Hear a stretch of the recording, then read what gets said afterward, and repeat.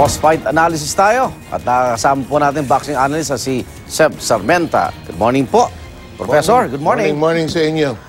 Okay. Inaasinta na si Mayweather. Oo. Oo. Tsaka may props pa, ha? Marunong itong team ni Jeff Horn. Ito, pag nanalo ka, itong strategy natin, marunong. Sabi nga siya, panalo sa kung actingan lang, naunahan talaga tayo ng ano eh. Anong pakiramdam mo round by round habang nanonood kayo mga hindi raw tinawag na mga technical, mga tactics. Okay, yun muna. Si Vera Baisa, yung referee nandito, nakausap na rin natin sa inyo. Talagang dapat binigyan ng warning. Kasi yung mga diin sa professional boxing, diba? Normal yan. Pero pag nandiin, dapat yan may warning. Dapat sinabihan na don't do that.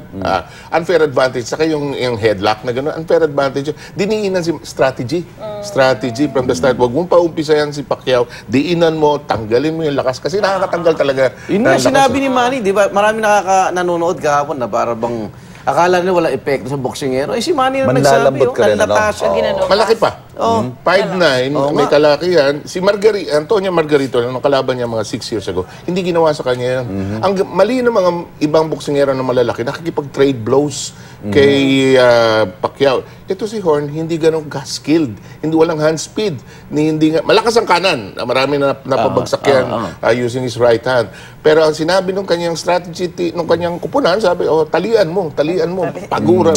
Tapos kung may knockout, may posibilidad, pag pagod na doon sa may 8th night, kaso lumakas si Manny nung 9th round, sige na, upakan mo na. So yun ang nangyari doon sa laban. Naubusan din si Manny. No, pero sa yung unang laban, yung first, second round, na para talaga nakita yung very aggressive si Horn. Slugger. Oo. Ano yun? May malaking punto ba yun doon sa gagawa ng mga judges?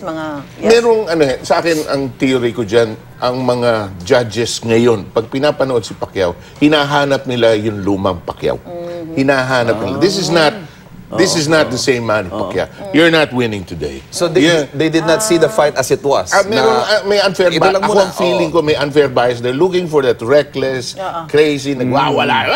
Manny Pacquiao na aggressive. Tama ang tanong mo. Kasi isa sa 4 categories na tinitingnan ng judges is aggressiveness, ring generalship, defense, at saka hard and clean punches. Ngayon, nung nakita ko yung CompuBox, sabi ko, dalawang laban yung napanood ng CompuBox, iba yung napanood ng judges. Ang layo eh. Ang layo nung bilang eh. Sabi ko, ang layo. Siguro yung judges baka nasa isang baka natakot kasi pag sumigaw at nagalit yung sinasabi ko sa iyo kanina, 50,000, baka hindi sila makalabas. Kayo, Prof, how did you score it? Ako panalo si Pacquiao starting the 9th, 10th, 11 hanggang dulo. So kung sa puntos, may nakita ko mga notes kayo dyan sa notebook ninyo. 115, 113 kay Manny. 115, 113 Manny Pacquiao. Pero yun na nga no? Ang tendency nga ng mga judges, lalo na ngayon, I saw that nung Bradley fight, hinahanap nila yung Pacquiao nung araw. Hindi na mangyayari. At kita natin sa 9th round, huminto si Manny, di ba? Parang, bakit nakatayo pa to? Bakit nakatayo pa to? Binigay niya ng lahat eh. Labas na. Kaya di ba yung referee lumapit dun sa corner ni Horn? Sabi, I gotta show me something in the next round or else I'm stopping this. Ito yung bilang kita mo, parang one-sided na eleksyon. Sabi ni Manny kanina, sinisira nung resulta yung imahe ng boxing, which is talaga struggling ngayon laban sa UFC.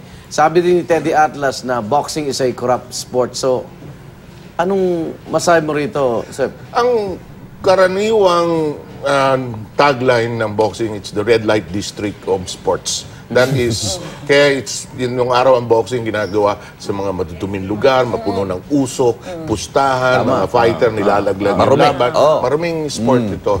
Pero dahil kay Pacquiao at saka sa ibang mga boksingero, naaangat yung sport. Kaso nga, itong judging masyadong subjective. Sa akin, ang pinaka-diferensya yung 117, 111 nung isang judge. Ngayon mo lang ba ibang laban yung napanood. Yung Walesia Roldan, ang score niya, ang laki ng disparity nung kanyang score. Pati yung last couple of rounds, binigay niya lahat kay 10th, 11th, at 12th, binigay niya kay Horn yun. Australiano ba yan? Hindi ko matyan. Hindi naman. Si Flores at saka si Celdran yung isang referee. Medyo masyadong, kasi kung 115, 130 yung nasilip ng dalawang judges, okay din kay Horn. Eto, nakita natin sa screen natin. Yung may score, 117 to 111. Napakalaki ng disparity. Okay. Okay, Baka basta- nakatulog, no? Dun sa puntahan natin, Prof, yung performance mismo ni Senator Pacquiao, ni Manny Pacquiao bilang boksingero pala.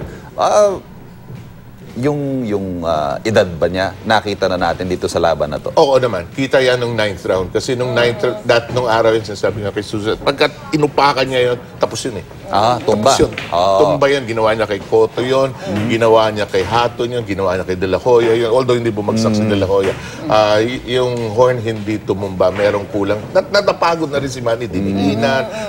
8 rounds yung nag-travel bago dumating doon sa puntong yun. Pero wala nang legs yung... 5 kalaban ni Manny, no? Ilan? 5. Bakit? Referee, 3 judge si Horn. Oo, 5. Di ba? So, okay lang. Hirap nun.